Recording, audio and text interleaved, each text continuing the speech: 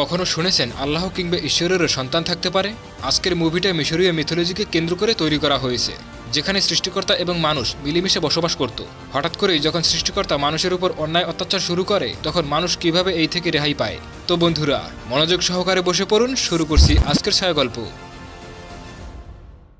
গল্পের শুরুতে আমাদের একটা ভয়েস ওভারের মাধ্যমে জানিয়ে দেওয়া হয় যে মানব সভ্যতা শুরুই হচ্ছে মিশর। সত্যিই তাই। আমরা যারা ইতিহাস সম্পর্কে একটু ধারণা রাখি তারা জানেন পৃথিবী অন্যান্য সভ্যতার থেকে মিশরীয় সভ্যতা সবথেকে গুরুত্বপূর্ণ। যাই হোক, এখানে আরও জানানো হয় প্রাচীনকালে এই সভ্যতায় মানুষ এবং গড একসাথে বসবাস করত। কিন্তু ঈশ্বর বা আল্লাহ এরা সাধারণ মানুষের থেকে অনেকটাই আলাদা। সাধারণ মানুষের থেকে এরা অনেক লম্বা এবং যা খুশি তাই আকার ধারণ করতে পারে। এমনকি এদের শরীরে রক্তের বদলে সোনা প্লাবিত হয়। এনিওয়ে, এখানে দুই গড সম্পর্কে আমাদের জানিয়ে দেওয়া হয় যারা এই পুরো মিশরের রাজত্ব করত। প্রথমত রায়ের পুত্র গড অফ লাইফ ওসিরিস, যিনি এই মুহূর্তে নীল নদীর পাড়ে থাকা মিশরীয় সভ্যতা শাসন করেন। আর দ্বিতীয় রায়ের আরেক পুত্র সেট, যার রাজত্ব ছিল পুরো মরুভূমি, কিন্তু সে অল টাইম চাইতো এই মিশরীয় সভ্যতা পুরো রাজত্ব করতে। আর এই সুযোগ তখনই আসে যখন ওসিরিস তার একমাত্র পুত্র ওরাসকে রাজা হিসেবে ঘোষণা করার সিদ্ধান্ত নেয়। কারণ ঠিক যেই দিন ওরাসকে তার পিতা রাজা হিসেবে স্বীকৃতি দেয়, ঠিক সেই দিনে তার ঈর্ষান্বিত ভাই সেট এসে সেই স্থানে উপস্থিত হয় আর ওসিরিসকে চ্যালেঞ্জ করে তার সাথে লড়াই করার জন্য। কারণ প্রথা অনুযায়ী যে সবথেকে বেশি শক্তিশালী সেই হবে রাজা। কিন্তু ওসিরিস তার এই রায় প্রত্যাখ্যান করলে সে তখনই তাকে ছুরিকাঘাত করে হত্যা করে, যেটা দেখে তার পুত্র ওরাস নিজেকে পরিবর্তন করে সেটের সঙ্গে লড়াই করতে শুরু করে। কিন্তু সেটও নির্দিষ্ট রূপে রূপান্তরিত হয়ে ওরাসকে পরাজিত করে, যার পর সেখানেই ওরাসকে হত্যা করতে গেলে ওরাজের প্রেমিকা হেতর সেটের সামনে নতজানু হয়ে ওরাজের প্রাণ ভিক্ষা চায়। ফলে ওরাজের দুই চোখ উপড়ে নিয়ে সেট তাকে হত্যা না করে ছেড়ে দেয়, যার পর সমস্ত মানবজাতির উদ্দেশ্যে সে ঘোষণা করে আজকের পর থেকে সবাই তার গোলাম। আর তাদের সকলেরই যে বিনা শর্তে পুনর্জন্ম হতো সেটা আজ থেকে বন্ধ। আসলে মিশরীয় মিথোলজি অনুযায়ী সেখানকার সমস্ত মানুষ পুনর্জন্ম হয়, যেটা এতদিন নির্ভর করত যে যার কৃতকর্মের উপরে। মানে কে কতটা ভালো কাজ করেছে তার উপর নির্ভর করে কে কত তাড়াতাড়ি পুনর্জন্ম হবে। কিন্তু এই মুহূর্তে ঘোষণা করে পুনর্জন্ম নেওয়ার জন্য তাকে ট্যাক্স দিতে হবে, আর যে যত বেশি ট্যাক্স দিবে তার পুনর্জন্ম তত তাড়াতাড়ি ঘটবে। তো এখান থেকে 1 বছর কেটে যায়, যেখান থেকে আমরা দেখতে পাই সেট এখন পুরো মিশরকে নিজের প্রতিনিধিত্ব করে নিয়েছে। তাই তার অধীনে সমস্ত প্রজারা তার আদেশ অনুসরণ করতে বাধ্য। আর যদি কেউ তাকে উপেক্ষা করে তাহলে হয় তাকে মেরে ফেলা হয়, না হয় তাকে কৃতদাস বানিয়ে দেওয়া হয়। যাই হোক, এরপর আমরা দেব এবং জায়া নামের এই মুভির দুই মুখ্য চরিত্রের সাথে পরিচয় হই, যারা দুজন একে অপরকে খুব ভালোবাসত। কিন্তু দুর্ভাগ্যের বিষয়, সেট নিজেকে রাজা হিসেবে ঘোষণা করার পর তাদের জীবন অনেকটাই পাল্টে যায়। কারণ জায়া এখন সেটের প্রধান নির্মাতা অংশুর একজন দাসী, আর দেব একটা ছোটখাটো চোর হিসেবে কোনোভাবে তার জীবন কাটাচ্ছে। যদিও দেব মাঝে মাঝে লুকিয়ে জায়ার সঙ্গে দেখা করে, কিন্তু এভাবে আর কতদিন চলবে এটা তারা কেউই জানে না। কারণ তার মালিক মানে অংশুর একদমই ভালো মানুষ নয়। সে যদি জানতে পারে তার মহলে কেউ মাঝে মাঝে লুকিয়ে প্রবেশ করে তাহলে তার নিস্তার নাই। যদিও জায়া এখনও বিশ্বাস করে ওরাজ একদিন ঠিকই তাদের মাঝে আবার ফিরে আসবে আর তাদের জীবনও আবারও আগের মতো হয়ে উঠবে, কিন্তু দেব সেটা একদমই মানতে নারাজ। কারণ সেট যেভাবে তাকে পরাজিত করে নির্বাসনে পাঠিয়েছে তার ফেরার কোনো উপায় নেই। কিন্তু দেবের এই মনোভাবের কথা জানতে পেরে জায়া একদিন তাকে জানায়, আমরা যদি কোনোভাবে ওরাজের চোখটাকে আবার ফিরিয়ে দিতে পারি তাহলে সে নিশ্চয়ই আবারও ফিরে আসবে আর তার বাবার মৃত্যুর বদলা নেবে। আর সে তার লক্ষ্য পূরণ করতে পারলে আমাদেরও এই দুর্দশা কেটে যাবে। কিন্তু প্রশ্ন হলো, ওরাজের চোখ বর্তমানে কোথায় রয়েছে? আসলে এই 1 বছরে শেঠের নির্মাতা অংশুর শেঠের বাবা রায়ের উদ্দেশ্যে একটা বিশাল স্তম্ভ তৈরি করেছে। সেখানেই একটা গোপন ভল্টে রাখা আছে ওই চোখ। আর জায়া দেবকে একটা ম্যাপ দেখিয়ে সেই গোপন ভল্ট থেকে ওরাজের ওই চোখ দুটো চুরি করে আনতে বলে, যাতে তারা ওরাজের ওই চোখ ফিরিয়ে দিয়ে তাকে সাহায্য করতে পারে। ফলে প্রেমিকার কথা মতো দেব বহু বাধা কাটিয়ে ভল্টের মধ্যে প্রবেশ করে এবং চোখ উদ্ধার করে। এখান থেকে একটা মাত্র চোখ উদ্ধার করে, কারণ ওই ভল্টে একটাই চোখ রাখা ছিল। ফলে অলরেডি অংশুর জেনে গেছে যে জায়া তার প্রেমিককে সাহায্য করেছে ভল্টে প্রবেশ করতে। ফলে সব সিপাহীরা সঙ্গে সঙ্গে তাদেরকে চারদিক থেকে ঘিরে ফেলে। কিন্তু দেব তার কাছে থাকা ওই চোখটা ব্যবহার করে জায়াকে সঙ্গে করে নিয়ে সেখান থেকে পালাতে চেষ্টা করে, যাতে যত তাড়াতাড়ি সম্ভব ওই চোখ তারা ওরাজকে হস্তান্তর করতে পারে। কিন্তু দুর্ভাগ্যবশত এই পালানোর টাইমে অংশুর ছোড়া একটা তীর জায়াকে গুরুতরভাবে আহত করে। এর জন্য দেব আরও দ্রুত ওরাজের কাছে পৌঁছানোর চেষ্টা করে, যাতে ওরাজ তাকে কোনোভাবে সাহায্য করতে পারে। যদিও নির্দিষ্ট জায়গায় পৌঁছানোর আগেই জায়া শেষ নিঃশ্বাস ত্যাগ করে, কিন্তু তবুও ওই চোখ নিয়ে দেব ওরাজের কাছে পৌঁছে দেয়। ওই চোখের বিনিময়ে তাকে সাহায্য করতে বলে। তারপর ওরাজ তার চোখ পেয়ে নিজের ক্ষমতা ব্যবহার করে জায়াকে জীবিত করার চেষ্টা করে। কিন্তু এই কাজে সে সফল না হয়ে দেবকে জানায়, তোমার প্রেমিকা এখন আমার ক্ষমতার বাইরে চলে গেছে, তাকে জীবিত করাটা এখন আমার পক্ষে সম্ভব না। এই জন্য সে পুনর্জন্মের দেবতা আনুবিনকে ডেকে আদেশ দেয় এই মহিলাকে পুনর্জন্মের দিক নিয়ে যেতে। যেটা শুনে দেব তার উপর খুবই রেগে যায়, কারণ বর্তমান টাইমে পুনর্জন্মের জন্য ট্যাক্স লাগে। যেহেতু তাদের কাছে দেওয়ার মতো কিছুই নেই, তাই পুনর্জন্ম অসম্ভব।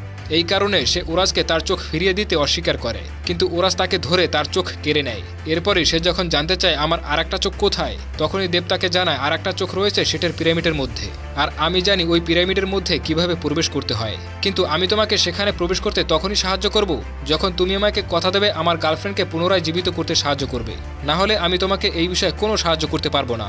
এবার এই কথা শুনে ওরাস তাকে বলে পুনরায় জীবিত করার ক্ষমতা একমাত্র রাজারই থাকে, তাই তুমি যদি আমাকে সাহায্য করো ওই চোখ ফিরিয়ে পেতে, তাহলে আমি পুনরায় সেটের সঙ্গে যুদ্ধ করে আবারও রাজা হয়ে তোমার প্রেমিকাকে বাঁচিয়ে তুলতে পারবো। যদিও ওরাস জানে তার পক্ষে এটা করা প্রায় অসম্ভব, কিন্তু তবুও সে তার চোখ ফিরে পাবার আশায় এই মুহূর্তে দেবকে সে কথা দিয়ে দেয় তার প্রেমিকাকে পুনরায় জীবিত করবে। ফলে এরপর তারা দুজনে বেরিয়ে পড়ে ওরাজের দাদা রা এর সঙ্গে দেখা করতে, কারণ ওরাজ খুব ভালো করেই জানে মরুভূমির দেবতা মানে সেটকে হারাতে গেলে আগে ওই মরুভূমিকেই মুছে ফেলতে হবে, আর এই কাজে তাকে সাহায্য করতে পারে তার একমাত্র দাদা রা। এদিকে অংশুর শেঠকে জানিয়ে দেয় তার ভোল্ট থেকে ওরাজের চোখ চুরি করে নেওয়া হয়েছে। সঙ্গে সঙ্গে শেঠ উপস্থিত হয় ওরাজের বাড়িতে। সে এসে শুধুমাত্র জায়ের লাশ দেখতে পায়, কারণ ওরা আগে থেকেই সেখান থেকে পালিয়ে যায়। ফলে সঙ্গে সঙ্গে শেঠ তার সেনাবাহিনীকে অর্ডার দেয় ওরা এখন কোথায় আছে সেটা উদ্ধার করার জন্য। আর তারপর সে উপস্থিত হয় তার ওই মেপতিসের সম্মুখে, যে বর্তমানে তার সাথে থাকে না, কারণ শেঠের এই নিষ্ঠুর আচরণ মেপতিসের একদম পছন্দ না, যে কারণে শেঠ এই মুহূর্তে নিষ্ঠুরভাবে তার ডানা কেটে দেয়। অন্যদিকে দেখা যায় ওরাস তার দাদার কাছে প্রার্থনা করে ক্ষণিকের জন্য তার ক্ষমতা ফিরে পায়। দেবকে সঙ্গে করে নিয়ে উপস্থিত হয় সন অব গড মানে পিতামহের ঐশ্বরিক পাত্রে, যেখান থেকে এই মহান রা এক বিশাল ছায়াজন্তু থেকে এই বিশ্বকে বাঁচিয়ে আসছে। মানে এই ছায়াজন্তু সবসময় চায় পৃথিবীকে গ্রাস করে নিতে, আর মহানরা এই জন্তুর সাথে লড়াই করে প্রতিদিনই বিশ্বকে বাঁচায়। যাই হোক, ওরাস তার সম্মুখে উপস্থিত হয়ে এই সমস্ত ঘটনা জানিয়ে যখন তার শক্তি ফিরে পাবার জন্য তাকে রিকোয়েস্ট করে, তখন মহানরা জানিয়ে দেয় এই বিষয়ে আমি তোমাকে কোনো সাহায্য করতে পারবো না, যা করার তোমাকে নিজেকেই করতে হবে। ফলে ব্যর্থ হয়ে এখান থেকে ফিরে যাওয়ার টাইমে সেখানকার ঐশ্বরিক পানি একটা পাত্রে ভরে নেয়, যার সাহায্যে সে মিশরের মরুভূমিকে মিটিয়ে ফেলতে পারবে। এবার এখান থেকে আবারও মিশরে যাওয়ার সঙ্গে সঙ্গে তার শক্তি চলে যায়। আসলে ওরাজ বিশ্বাস করে যতক্ষণ না তার দুই চোখ ফিরে পাচ্ছে ততক্ষণ সে তার পূর্ণ শক্তি ব্যবহার করতে পারবে না। যদিও তার এই ধারণা একদম মিথ্যে, সেটা ওরাজ একদম শেষে গিয়েই বুঝতে পারবে। যাই হোক, এরপর শিটের বাহিনী তাদের দুজনকে দেখতে পায়, শুরু হয় তাদের মধ্যে লড়াই, কিন্তু নিমিষেই ওরাজ তাদেরকে পরাজিত করে ফেলে। ফলে সেখান থেকে ফিরে ওই বাহিনী শিটকে জানায় বর্তমানে ওরাজের সঙ্গী একজন মানুষ, যে ওই ভোল্ট থেকে তার চোখ চুরি করে নিয়ে তাকে ফিরিয়ে দিয়েছে, আর এখনও সে ওরাজকে সাহায্য করছে যাতে করে ওরাজ তার প্রেমিকাকে জীবিত করে তুলতে পারে।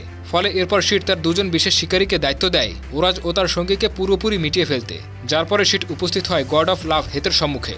আসলে সেট এই রাজ্য দখল করার পর হেতেরকে তার দাসীতে রূপান্তরিত করেছিল, আর এই মুহূর্তে সে তার সামনে উপস্থিত হয়ে হেতেরকে আদেশ দেয় তাকে নিয়ে মৃত্যুলোকে উপস্থিত হতে, কারণ আগে এই হেতের মৃত্যুলোকের একজন দেবী ছিল।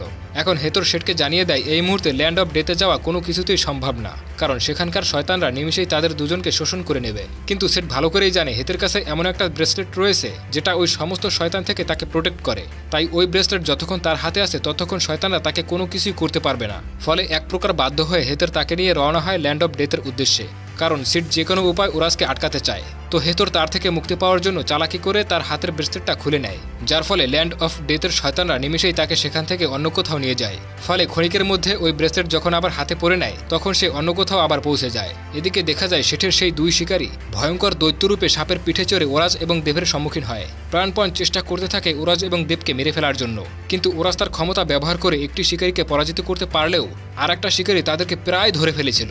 কিন্তু সেই মুহূর্তে হেতর সেখানে এসে উপস্থিত হয়ে ওই সাপকে বশে করে নিয়ে নিজেই নিজের গায়ে আগুন লাগানোর সিদ্ধান্ত দেয়। এভাবেই তারা ওই দুই শিকারের হাত থেকে মুক্তি পায়। তারপর তারা তিনজন মিলে সিদ্ধান্ত নেয় তাদেরকে ওরাজের আর একটা চোখ উদ্ধার করতে হলে শেঠের পিরামিডের মধ্যে ঢুকতে হবে, আর ওই পিরামিডের মধ্যে প্রবেশ করে ওরাজের চোখ পর্যন্ত পৌঁছাতে গেলে একটা দৈত্যের দাধার প্রশ্নের উত্তর তাদেরকে দিতে হবে। ফলে এই কাজে সাহায্য পাবার আশায় তারা উপস্থিত হয় জ্ঞানের দেবতা থোতের কাছে, কারণ এই ধাঁধার উত্তর একমাত্র জ্ঞানের দেবতাই দিতে পারে। তাই যে কোনো উপায় থোতকে তাদের সঙ্গে নিতে হবে।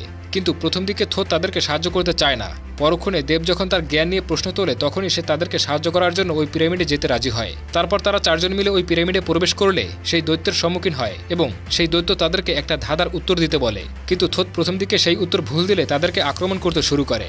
আর এই রকমের বেশ কয়েকবার ভুল উত্তর দেওয়ার পর অবশেষে যখন সঠিক উত্তর দেয় সেখান থেকে তারা সামনে এগোনোর পারমিশন পায়, যার ফলে ওরাজের কাছে থাকা সেই ঐশ্বরিক পানি পিরামিডের মধ্যে থাকা একটা অগ্নিপিণ্ডে ঢালার জন্য রেডি হয়, কারণ এভাবেই সে এই মরুভূমিকে মেটাতে পারবে আর শেঠের ক্ষমতা কিছুটা হলেও কমে যাবে।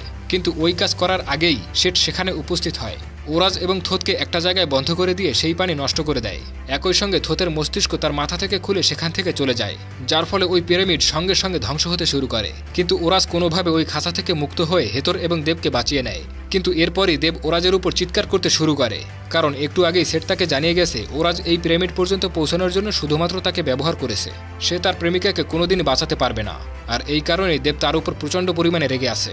এবার এই পরিস্থিতি দেখে হেতর সিদ্ধান্ত নেয় দেবের প্রেমিকা যাতে পুনর্জন্ম লাভ করে এই বিষয়ে তাকে কিছুটা হলেও সাহায্য করতে, কারণ পুনর্জন্ম নিতে হলে এখন ট্যাক্স দিতে হয়, যা তাদের কাছে কিছুই নেই। তাই হেতর পুনর্জন্মের দেবতা আনবিংকে সেখানে দেখে জিজ্ঞাসা করে তার হাতে যে ব্রেসলেট রয়েছে এটার বিনিময়ে কি তাকে পুনর্জন্ম দেওয়া যাবে। আনবিং তাকে বলে হ্যাঁ অবশ্যই, যদিও এই কাজে ওরাস তাকে বাধা দেয়, কিন্তু তবুও দেবের কাজের জন্য হেতর তার ব্রেসলেট খুলে দেয় আর নিমিষের মধ্যেই ল্যান্ড অফ ডেথের শয়তানটা তাকে সেখান থেকে নিয়ে যায়। যার পর হেতরের কথা মতো আনবিং দেবকে সঙ্গে করে নিয়ে উপস্থিত হয় পুনর্জন্মের দুয়ারে, যাতে শেষবারের মতো দেব তার প্রেমিকার সঙ্গে দেখা করে নিজের হাতে ওই ব্রেসলেট তাকে তুলে দিতে পারে আর তার সাহায্যে সে যাতে আবারও পুনর্জন্ম নিতে পারে। তো প্রবলেমটা হয়ে যায় ঠিক এই টাইমেই পরকালের দরজা বন্ধ করে দেওয়া হয়, মানে তার পুনর্জন্ম বিকৃত হয়েছে। কারণ এই টাইমেই সেট তার বাবা রায়ের সামনে উপস্থিত হয়ে তার এই জীবনের জন্য তার বাবাকেই দায়ী করতে শুরু করে। কিন্তু মহান রা তাকে বলে আমি চেয়েছিলাম তুমি আমার জায়গা নিয়ে ওই ভয়ঙ্কর দানবের সঙ্গে লড়াই করবে, আর আমি এখন পর্যন্ত তোমার থেকে সেটাই আশা করি। কিন্তু এই কথা শুনে সেট তার বাবাকে জানায় হ্যাঁ আমি আপনার পথই বেছে নেব, কিন্তু সেটা এখন না। এই বলে সে তার বাবার হাতিয়ার থেকে তাকে আঘাত করে ওই পথ থেকে বাইরে বের করে দেয়।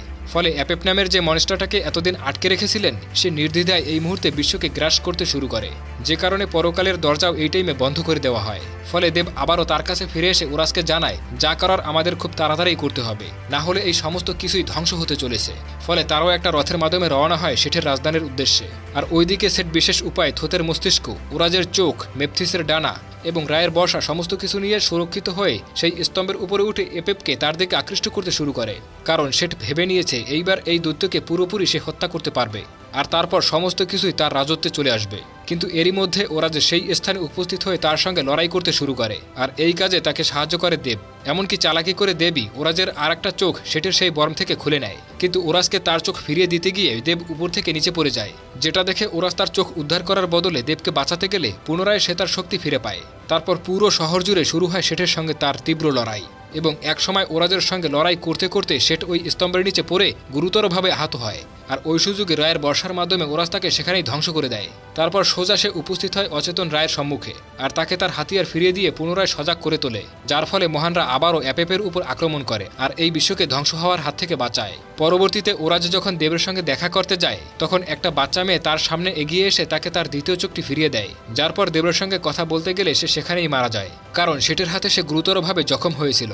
যেটা দেখে ওরাজ তাকে নিয়ে উপস্থিত হয় সেই বাড়িতে, সেখানে ঠিক জায়ের মৃতদেহের পাশেই তাকে শুইয়ে দেয়। ঠিক এই টাইমে সেখানে উপস্থিত হয় তার দাদা মহান রা, আর ওরাজকে ধন্যবাদ জানিয়ে বলে তিনি তার কাছে ঋণী, যার কারণে এই মুহূর্তে ওরাজ তার কাছে যা চাইবেন তিনি তাকে তা উপহার দেবেন।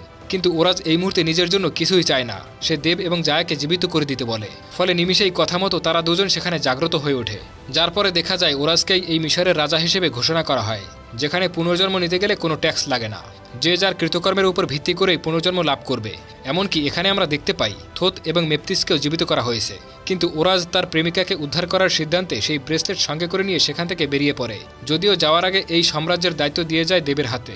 আর এখানেই এই মুভিটা সমাপ্ত হয়। তো বন্ধুরা, আজকের এই মিশরীয় মিথোলজির গল্পটি আপনাদের কেমন লেগেছে তা অবশ্যই কমেন্ট করে জানাবেন, আর আপনারা কোন ধরনের মুভি দেখতে ভালোবাসেন তাও কমেন্ট করে জানাবেন। ভিডিওটি ভালো লাগলে একটা লাইক দিতে পারেন। সেই সাথে পরবর্তী ভিডিও দেখার আমন্ত্রণ জানিয়ে আজকের মতো এখানেই শেষ করছি। ততক্ষণে ভালো থাকবেন, সুস্থ থাকবেন।